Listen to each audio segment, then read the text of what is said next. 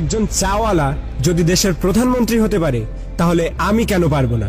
একটা ছেলে যে জঞ্জাল সাফ করার কাজ করত আর সে যদি বিশ্বের অন্যতম ক্রিকেটার হয়ে দেখাতে পারে তাহলে আমি কেন পারবো না? একটা মানুষ কোনো ডিগ্রি ছাড়াই শুধুমাত্র পেট্রোল পাম্পে কাজ করে ইন্ডিয়ার বেস্ট বিজনেসম্যান হতে পারে তাহলে আমি কেন পারবো না? হাই স্কুলের বাস্কেটবল টিম থেকে বাদ দিয়ে দেওয়ার পরেও যদি সে দুনিয়ার বেস্ট বাস্কেটবল প্লেয়ার হতে পারে তাহলে আমি কেন পারবো না? কিছু লোক কলেজ ড্রপ আউট করার পর নিজের কোম্পানিতেই কলেজের টপারদের হায়ার করতে পারে তাহলে আমি কেন পারবো না?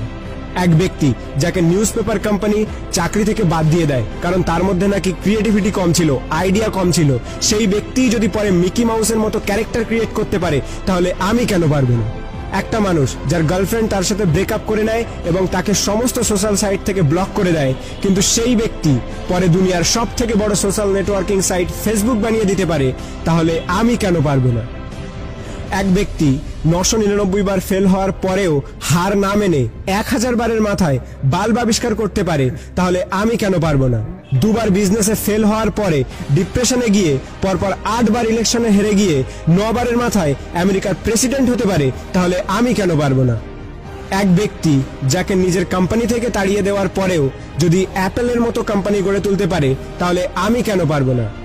একটা মেয়ে যে 9 বছর বয়সে সেক্সুয়ালি অ্যাবিউজড হওয়ার পরেও 10 বছর বয়সে প্রেগনেন্ট হওয়ার পরেও লোকাল টিভি শো থেকে বের করে দেওয়ার পরেও অস্কার জিততে পারে এবং কোটি কোটি টাকা ইনকাম করতে পারে তাহলে আমি কেন পারবো না? একটা জবলেস মেয়ে যার স্বামী তাকে ডিভোর্স দিয়ে দেয় এবং 3 বছরের বাচ্চাটিকে মানুষ করার দায়িত্বও তার উপরে চলে আসে, ডিপ্রেশনে যাওয়ার পরেও ওয়ার্ল্ডের সব থেকে বিখ্যাত নোভেল সিরিজ অর্থাৎ হ্যারি পটার লিখে ফেলে, যার ফলে সে কোটি কোটি টাকা ইনকাম করছে, তার একদিনের ইনকামে একটি ল্যাম্বরগিনি কেনা যাবে। এক ব্যক্তি যার পুরো বডি প্যারালাইজড, চলাফেরা তো দূরের কথা, নিজের আঙুল পর্যন্ত নাড়াতে পারে না, সে যদি ওয়ার্ল্ডের one of the best scientist হতে পারে তাহলে আমি কেন পারবো না? তোমরা সব জিনিসই অ্যাচিভ করতে পারো যেটা তোমরা করতে চাও, যার স্বপ্ন তোমরা দেখো, শুধু তার জন্য একটা আগুন দরকার, একটা স্পার্ক দরকার। নাথিং ইজ ইম্পসিবল, আর এই স্পার্ক তোমাদের নিজেদের মধ্যে আছে। তুমি নিজেই দোষী তোমার ফেল হওয়ার জন্য।